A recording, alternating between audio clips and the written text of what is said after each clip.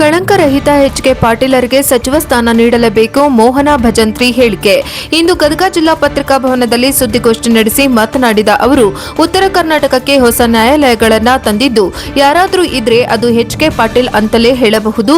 ಹಾಗೂ ಶುದ್ಧ ಕುಡಿಯುವ ನೀರು ಕೇವಲ ₹1ಗೆ 1 ಕೊಡ ನೀರು ನೀಡುವ ಮೂಲಕ ದೇಶಾದ್ಯಂತ ಹೆಸರುವಾಸಿಯಾಗಿದ್ದು ನಮಗೆ ಹೆಮ್ಮೆ ತಂದಿದೆ. ಆದರೆ ಅಂತವರಿಗೆ ಮೊದಲ ಹಂತದ ಸಚಿವ ಸಂಪುಟದಲ್ಲಿಯೇ ನೀಡಬೇಕಿತ್ತು. ಆದರೆ ಅವರ ಹೆಸರನ್ನ ಕೈಬಿಟ್ಟಿದ್ದು ನೋವು ತಂದಿದೆ.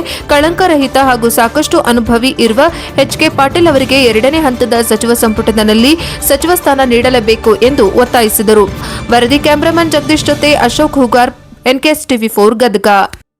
ತಮಗೆ ಈ ಪತ್ರಿಕಾಗೋಷ್ಠಿಗೆ ಸ್ವಾಗತ ಬಯಸುತ್ತಾ, ಗದಗ ವಕೀಲರ ಅದು ಎಚ್.ಕೆ. ಪಾಟೀಲ್ ಅಭಿಮಾನಿ ಬಳಗದಿಂದ ಎಲ್ಲ ವಕೀಲರು ಸಹಿತ ನಮ್ಮ ಕರ್ನಾಟಕದ ಈಗ ಏನು ಕಳೆದ ರೀಶಫಲ ಮತಕ್ಕಿದ್ದಂಥ ಕಾನೂನು ಸಚಿವರು, ನಿಮ್ಮೆಲ್ಲ ನೆಚ್ಚಿನ ನಾಯಕರು ಮತ್ತು ಗದಗಿನ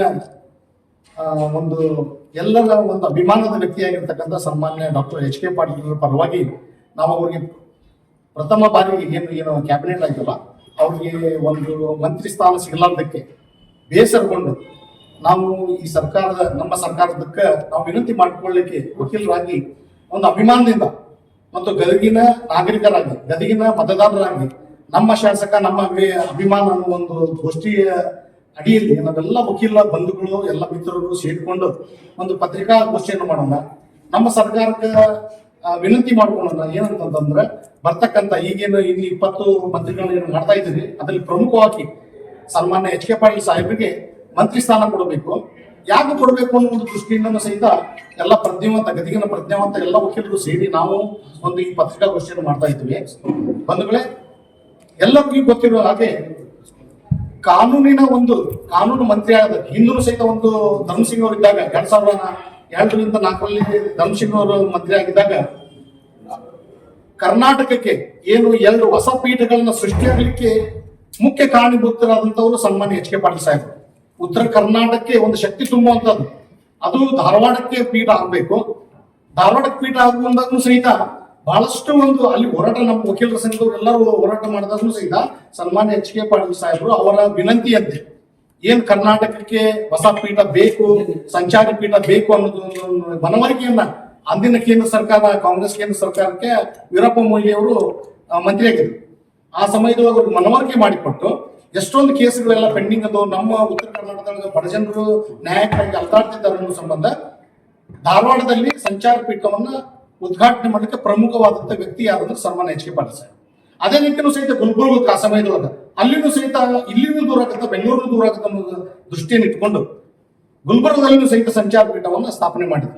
ಅದಷ್ಟೇ ಅಲ್ಲ, ಹುಬ್ಳಿಯೊಳಗೆ ಇನ್ನೊಂದು ತಮಗೆ ಮತ್ತು ಎಲ್ಲ ಇಲ್ಲಿ ಸುತ್ತಮುತ್ತಲಿನ ಕರ್ನಾಟಕದ ಜನರಿಗೆ ಸಂತೋಷದ ವಿಷಯ ಏನಂದ್ರೆ, ಆಗಿನ ಸಮಯದೊಳಗೆ ಒಂದು ಕಾಂಟ್ರವರ್ಸಿ ಅವಾಗ ಏನ್ ಮಾಡಿದ್ರು, ಹುಬ್ಬಳ್ಳಿಯಲ್ಲಿ ಅಂದ್ರೆ ನವನಗರದಲ್ಲಿ ಅಲ್ಲೇ ಒಂದು ಕರ್ನಾಟಕ ವಿಶ್ವವಿದ್ಯಾಲಯ, ಕಾನೂನು ವಿಶ್ವವಿದ್ಯಾಲಯ ಸ್ಟಾರ್ಟ್ ಮಾಡ್ಬೇಕು.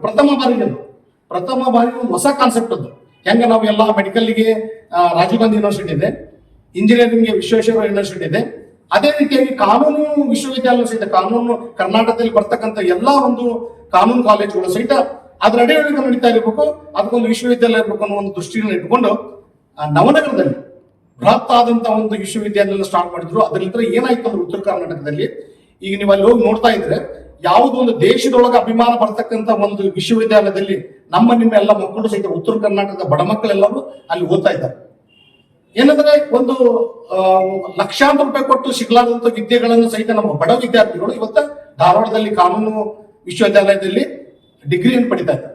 ಅಂತ ವಿಶ್ವವಿದ್ಯಾಲಯ ಆ ಸಮಯದೊಳಗೆ ಸನ್ಮಾನ್ಯ ಎಚ್.ಕೆ. ಪಾಟೀಲ್ ಸಾಹೇಬರು ಸ್ಟಾರ್ಟ್ ಮಾಡಿದ್ರು.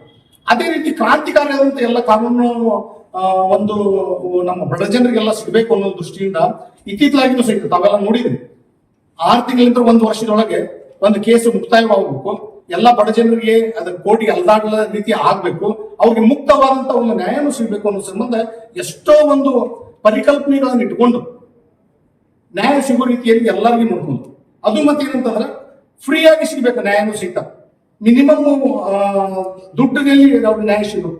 ಆ ರೀತಿಯಾದಂತ ಎಲ್ಲ ಬಡ ಜನರಿಗೂ ಸಹಿತ ಕರ್ನಾಟಕದಂತೆ ಶಿವಂತ ಮಾಡಿದ್ರು. ಅದೇ ರೀತಿ ಹಿಂದಿಲಿಂದ ತಾವೆಲ್ಲ ನೋಡ್ಕೋತ ಬಂದ ಹಾಗೆ ಒಂದು ಶ್ರೀಮಂತರು ಬಡವರಿಗೆ ಒಂದು ಆರೋಗ್ಯದಲ್ಲಿ ಏನಂದ್ರೆ ನೀರಿಂದ ನಮ್ಮ ಕಡೆ ಬಹಳ ಉತ್ತರ ಕರ್ನಾಟಕದ ಬಹಳ ತೊಂದರೆ ಇತ್ತು.